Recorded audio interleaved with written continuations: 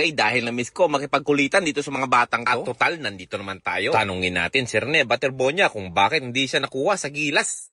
Okay, marami nagtatanong. Bakit daw di nakapasok si Rene Baterbonia sa Gilas, Pilipinas? Pero bago natin pag-usapan yan, dito muna tayo kay Maki Piligrino. Guys, pasuyo naman, no? Baka naman, pakifollow ng bagong Facebook page si John Mark Piligrino. Lalagay ko dyan sa comment section yung link. No, kinsabay? Tatuan naman kamay. Guys, may bago palang Facebook page si Maki, guys. Supportahan natin, guys. Dapat within 2 days lang, mahit natin to ng 50,000 followers kagad, no? Yun. Maki Piligrino, guys. John Mark Piligrino! Yun. Guys, please follow my page.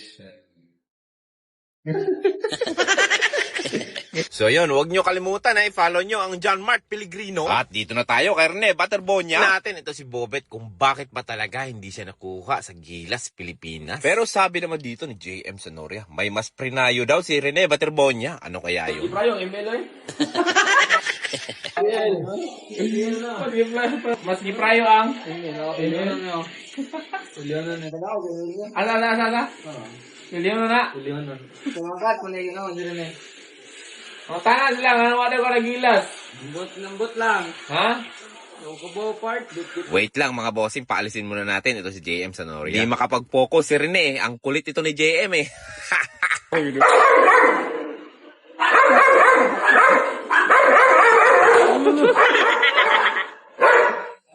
Ala. limpyo yung kwarto. Limpyo yung kwarto? Dawe? Dawit? Wow! Basta, ngayon na. Hindi. Basta.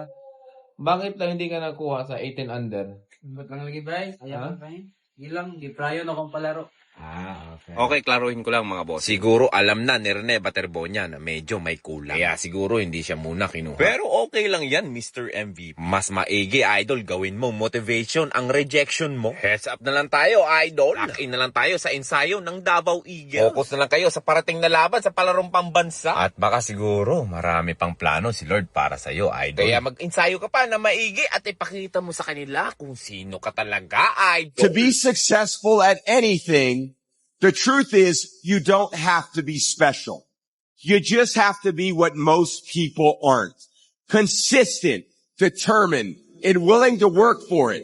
No shortcuts. Hold my hand till me turn the edge. Let me till they put me in my dash.